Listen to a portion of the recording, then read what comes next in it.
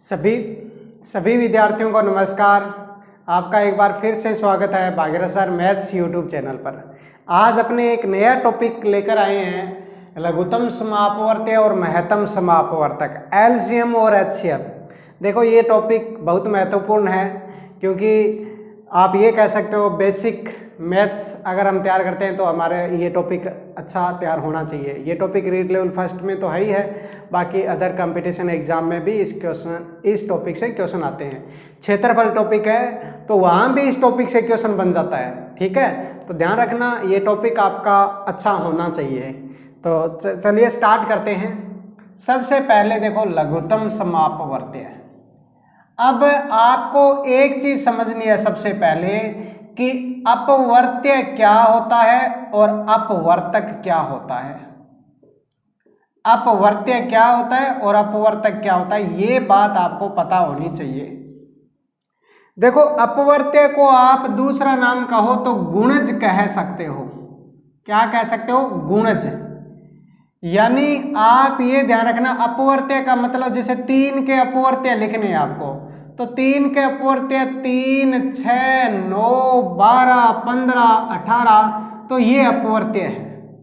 ये 3 के अपवर्त्य हो गए, समझ गए। किसी संख्या के जो गुणज है वही उसके अपवर्त्य है। अब सोचिए 3 के अपवर्त्य आपको पता चल गया, तो आप ये भी कह सकते हो, इससे ये क्लियर हो सकता है कि किसी भी संख्या का सबसे छोटा अपवर्त्य जो होता है, सबसे छोटा जो अपवर्त्य होता है, सबसे छोटा जो अपवर्त्य होता है वो समयम संख्या होती है। किसी भी संख्या का सबसे छोटा गुणज या सबसे छोटा अपवर्त्य होगा वो समयम संख्या होगी। जैसे 5 के अपवर्त्य लिखने हैं तो 5, 10, 15, 20, 25, तो सबसे छोटा अपवर्त्य 5 ही हो गया, यानी सबसे छोटा अपवर्त्य समयम संख्या होती है। दूसरी बात, सबसे बड़ा अपवर्त्य, सबसे बड़ा अपवर्त्य आप ज्ञात नहीं कर सकते, अनंत कह सकते हो, या आप कह सकते हो ज्ञात नहीं कर सकते, ज्ञात नहीं कर सकते। सबसे बड़ा अपवर्त्य आप ज्ञात नहीं कर सकते। आप सभी अपवर्त्यों को गिन नहीं सकते, मतलब किसी भी संख्या के अपवर्त्य कितने होते हैं, तो आपको पता है अपवर्त्य कितने होते हैं ये पूछे तो आप ये कह सकते हो अनंत होते हैं, समझ गए। अब एक बात बताइए, अपवर्तक का मतलब आप फैक्टर समझ सकते हो, गुणनखंड कह सकते हो, गुणनखंड। जैसे अपवर्तक का मतलब 6 के अपवर्तक लिखने हैं तो 6 में किस किस का भाग जाता है? 1 का, 2 का, 3 का और 6 का, तो ये इसके अपवर्तक हो गए। सभी मतलब अपवर्तक सभी ज्ञात कर सकते हैं, लेकिन अपवर्त्य सभी ज्ञात नहीं कर सकते। अब देखो किसी भी संख्या का सबसे छोटा अपवर्तक है, सबसे छोटा अपवर्तक जो है, सबसे छोटा अपवर्तक आपको पता चल गया, सबसे छोटा अपवर्तक किसी भी संख्या का 1 ही होगा, निश्चित है, क्योंकि सभी संख्याओं में सबसे छोटी संख्या का किसका भाग जाता है? 1 का ही, तो सबसे छोटा अपवर्तक 1 हो गया। सबसे बड़ा अपवर्तक है, सबसे बड़ा अपवर्तक है तो आपको पता चल गया क्या होगा? समयम संख्या होगा। सबसे बड़ा अपवर्तक है वो क्या होगा? समयम संख्या।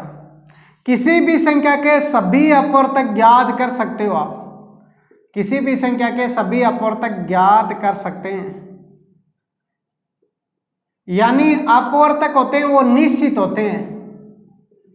भी किसी भी संख्या के अपवर्तक है वो निश्चित है, लेकिन किसी भी संख्या के अपवर्त्य है वो अनिश्चित होते हैं, मतलब सभी हमें पता नहीं होता, अनंत होते हैं, ये कह सकते हो, समझ गए। तो सबसे पहले तो आपने 2 शब्दों का अर्थ जाना है अभी तक है कि अपवर्त्य क्या होता है, अपवर्तक क्या होता है।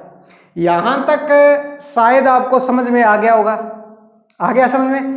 देखो हमें अपवर्त्य और अपवर्तक के बारे में पता होगा तो हम लघुत्तम समापवर्त्य और महत्तम समापवर्तक के बारे में अच्छी तरह से जानकारी प्राप्त करेंगे, ठीक है।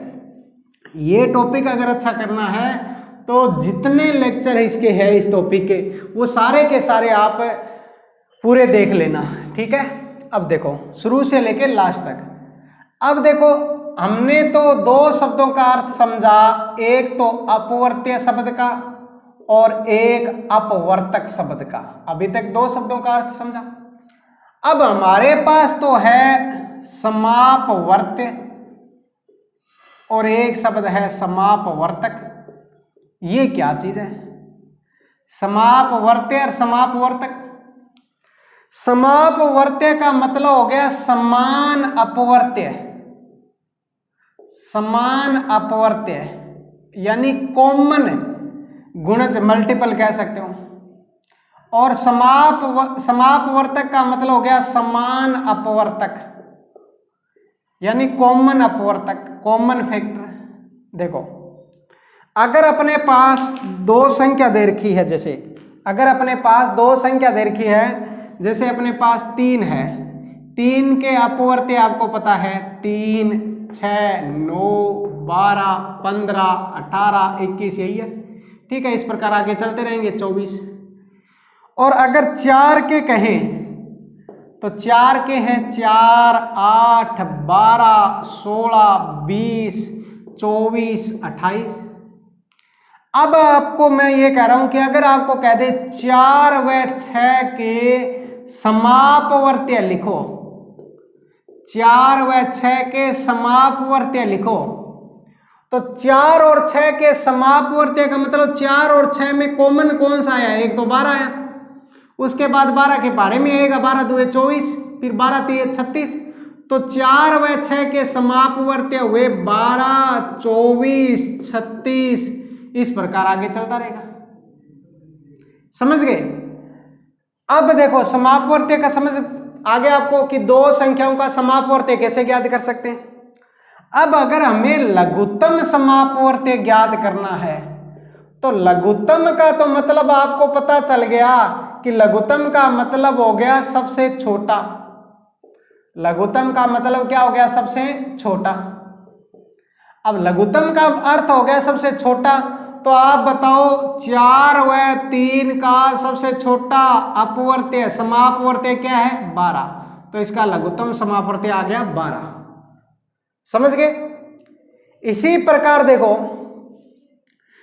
6 के अपवर्तक है तो 1, 2, 3 और 6 है। 4 के अपवर्तक है तो 1, 2 और 4 है। अब अगर आपको ये कहें कि 4 व 6 के समापवर्तक बताओ भाई, तो 4 व 6 के कॉमन फैक्टर कौन से है? तो आप कहोगे 4 व 6 का एक तो कॉमन है 1, फिर कॉमन है 2, लेकिन अपने पास 4 व 6 के समापवर्तक तो 1 और 2 दो ही है।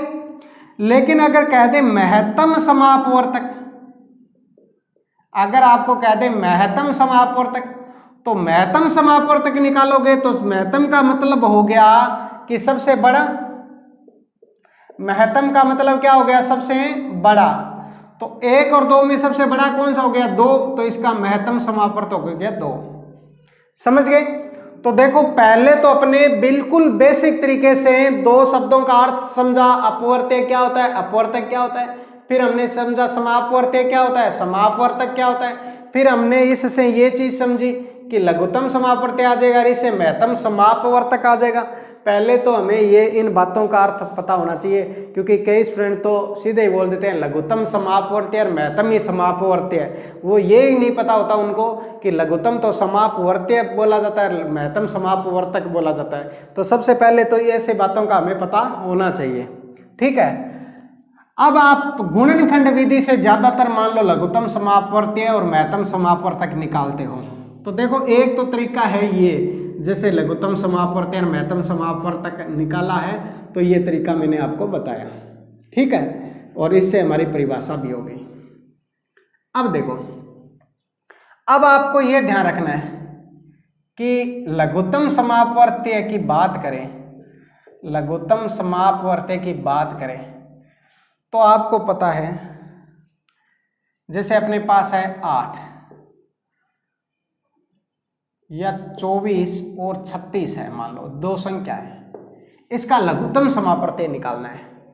तो एक तो आप ये कहते हो ना कि 24 और 36 इस प्रकार निकाल लेंगे सर, पहले 2 पे गया 12 आ गया, फिर अपने पास 36 है तो 2 पे गया 18 आ गया, फिर 2 पे गया 6 आया, ये 9 आया, फिर 2 पे 3 और यहाँ पे आपको पास पता चल गया 2 पे 3 और ये 9 आया, फिर 3 पे 1 और 3 आया, फिर 3 पे 1 और 1 आ गया।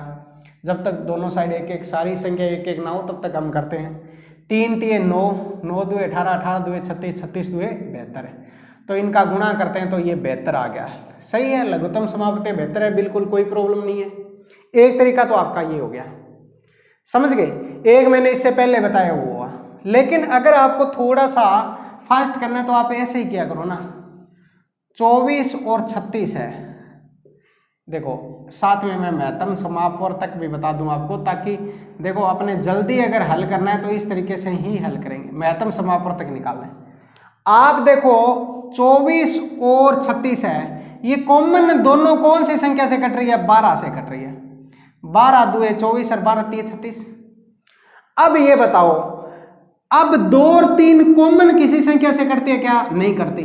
तो जहां तक कॉमन कटे ना वो तो महत्तम समापवर्तक होता है। इसका महत्तम समापवर्तक तो हो गया 12। महत्तम समापवर्तक तो कितना हो गया? 12। लघुत्तम समापवर्तक निकालना है तो 2 पे जाएगा तो 1 और 3, फिर 3 पे जाएगा तो 1 और 1। अब आपको पता है इन सारों का गुणा कर लोगे ना आप, 12 2 24 और 24 3 72। अगर लघुत्तम समापवर्तक निकालना है तो 12 × 2 × 3 यानी कितना हो गया? 72 हो गया। तो लघुत्तम समापवर्तक 72 ऐसे भी ज्ञात कर सकते हो। आपको पता चल गया, एक ही लाइन में आपने लघुत्तम समापवर्तक निकाल लिया और एक ही लाइन में आपने महत्तम समापवर्तक निकाल दिया। अब इससे एक बात और क्लियर करनी है। ये क्लियर है कि ये तो हमने गुणनखंड विधि से बताया आपको। अब सुनिए बात, देखो जितने तरीके मैं बता रहा हूं उन तरीकों से आपको लघुत्तम समापवर्तक और महत्तम समापवर्तक समझना है, क्योंकि इंपॉर्टेंट है आपके लिए ये चैप्टर। रीट लेवल फर्स्ट वालों के लिए, बीएसटीसी वालों के लिए, जेबीटी वालों के लिए ये इंपॉर्टेंट है, ध्यान रखना। लेवल 1 वालों के लिए 1 से 5 का जो लेवल है। अब सुनिए, अब अपने ये कह रहे हैं कि 12, अपने पास संख्या क्या लिखी थी मैंने? 24 और 36। आपने इसका HCF, महत्तम समापवर्तक को HCF बोलते हैं, ये तो निकाला था 12। और एलसीएम आपने निकाला था 72। अब मैं ये परिभाषा कहूं तो आपको मैं ये कहूंगा कि ऐसी छोटी से छोटी संख्या, ऐसी छोटी से छोटी संख्या, ऐसी छोटी से छोटी संख्या जो दी गई संख्याओं से विभाजित हो, संख्याओं से विभाजित हो, ऐसी छोटी से छोटी संख्या जो दी गई संख्या से विभाजित हो, वो आपका क्या कहलाती है भाई? एलसीएम कहलाती है, लघुत्तम समापवर्तक कहलाती है। अब देखो 24 और 36 का भाग तो आपको पता है, 24 और 36 का 72 में भी जा रहा है, 144 में भी जाएगा, लेकिन एलसीएम होता है ना, तो ऐसी छोटी से छोटी संख्या जिसमें दी गई संख्याओं का भाग जाए तो वो एलसीएम होती है, लघुत्तम समापवर्तक होती है, ध्यान रखना। अब इसकी खास बात होगी कि एलसीएम होता है ना, एलसीएम जो होता है वो, इसकी खास बात है कि दी गई संख्याओं में से बड़ी संख्या के बराबर या उससे भी बड़ा होता है। यानी जो एलसीएम होगा ना, वो दी गई संख्याओं में से बड़ी संख्या के बराबर आ सकता है या उससे भी बड़ा होगा। कहने का मतलब सभी संख्याओं से या तो बड़ा हो सकता है या सभी संख्याओं में जो बड़ी संख्या है उसके बराबर आ सकता है। जैसे देखो, आप 8 और 24 का एलसीएम निकालो तो 24 आ गया ना, तो आपको पता है एलसीएम बड़ी संख्या के बराबर आ गया दी गई संख्याओं में से। तो एलसीएम जो होता है वो दी गई संख्याओं में से बड़ी संख्या के बराबर और या उससे भी क्या होता है? बड़ा होता है। तो ये बात ध्यान रखना, आपको सत्य असत्य कथन में ये ऐसी लाइन पूछ सकता है, तो ये बात आपको ध्यान रखनी है, समझ गए। अब देखो HCF होता है, HCF का मतलब क्या होता है? ऐसी बड़ी से बड़ी संख्या, ऐसी बड़ी से बड़ी संख्या जो दी गई सभी संख्याओं को विभाजित करें, दी गई सभी संख्याओं को विभाजित करें, दी गई सभी संख्याओं को विभाजित करें, वो HCF होता है। यानी आपको पता है दी गई ऐसी बड़ी से बड़ी संख्या जो दी गई सभी संख्याओं को विभाजित करे। अब 24 और 36 है, इसमें एक का भाग सभी में जाता है, 2 का जाता है, आपको पता है 3 का जाता है, 4 का दोनों में जाता है, समझ गए, 6 का दोनों में जाता है, आपको पता है 6 का दोनों में जाता है, उसके बाद 12 का जाता है दोनों में। ठीक है, आप बताइए बड़ी से बड़ी संख्या कौन सी है जिसका भाग दोनों में जा रहा है या सभी में जा रहा है? तो 12 हो गया। तो इसका HCF कितना है? 12 है, समझ गए। अब HCF के लिए यह भी खास बात लिख सकते हो कि HCF होगा ना वो दी गई संख्याओं में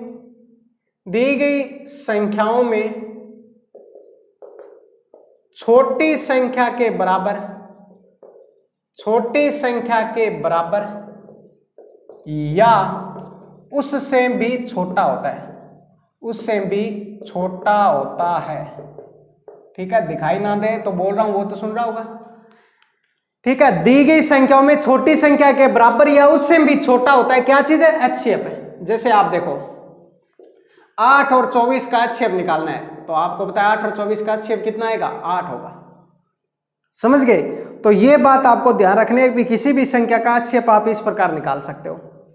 ठीक है, आपको मैं बिल्कुल बेसिक तरीके से बता रहा हूं और ये बातें बहुत महत्वपूर्ण है आपके लिए, ये ध्यान रख लेना।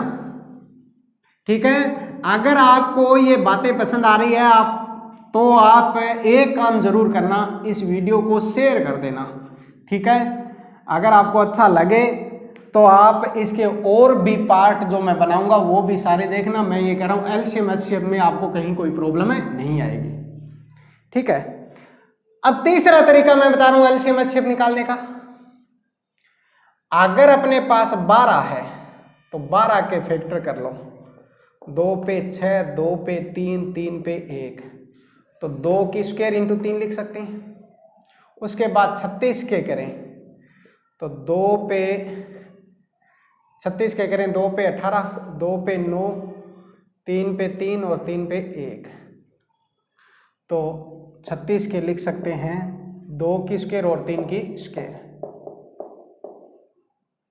देखो अगर आपको LCM निकालना है ना तो सभी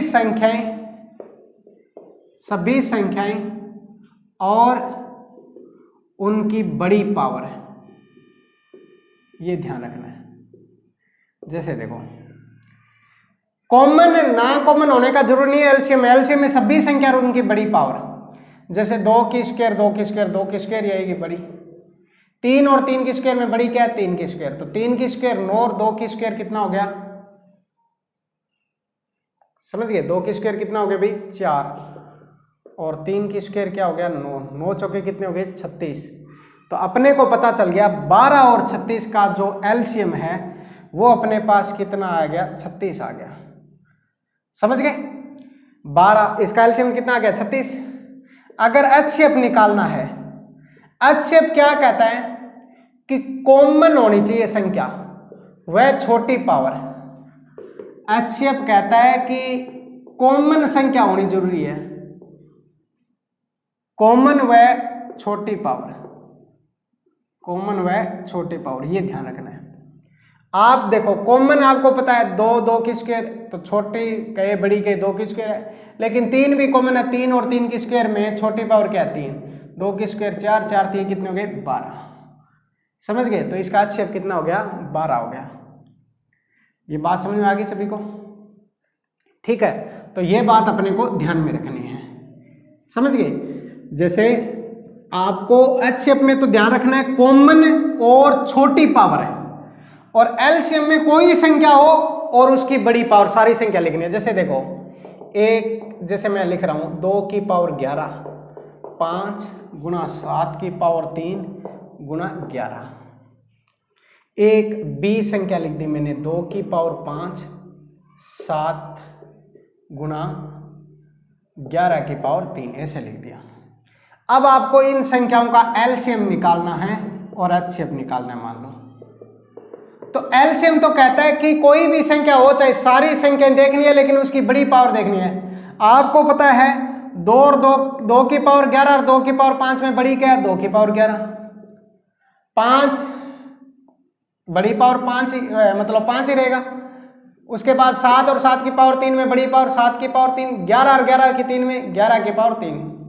कहने का मतलब एलसीएम में जैसे 5 इसमें है इसमें नहीं है, तो ऐसा नहीं है कि कॉमन हो चाहे ना हो, अपने को जो दोनों में या तीनों में जो सारी संख्या दिखाई दे बस उस संख्या की बड़ी पावर देखनी है। 2 दिखाई दे रहा है 2 की बड़ी पावर ढूंढ लो, 5 दिखाई दे रहा है 5 की बड़ी पावर देख लो, 7 दिखाई दे रहा है 7 की, 11 दिखाई दे रहा है 11 की बड़ी पावर, यानी सभी संख्या बड़ी पावर है।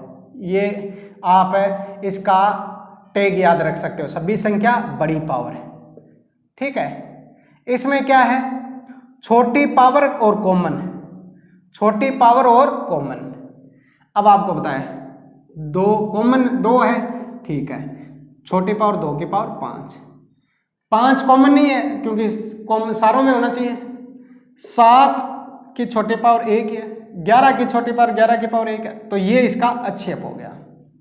समझ गए? इस प्रकार आप किसी भी संख्या का एलसीएम और अच्छेप निकाल सकते हो। ठीक है, आपको इसके और भी रूल है वो मैं नेक्स्ट वीडियो में बताऊंगा, तो इस वीडियो को आप लाइक कमेंट और शेयर जरूर करना। धन्यवाद।